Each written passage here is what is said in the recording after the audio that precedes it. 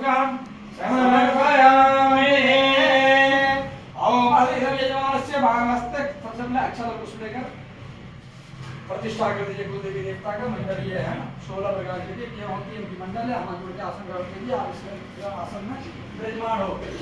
ओम ज्योतिर्गदामास्य बृहस्पते एकमिमन्तनः वर्षं यक्पंसमिमं धातो विश्वे देवास यमाद्यां दामां प्रतिष्ठा ब्रह्मस्कारं समर्पयामि। श्री कुलदेवी देवताभ्यो नमो नमः। 16 देवियों का नाम लेंगे उनके नाम से एक बार छोड़ना नमः बोलना है। नमः यहाँ पे स्थान है कोई जगह नहीं। ओम गणपते नमः। आवाहयामि स्थापयामि।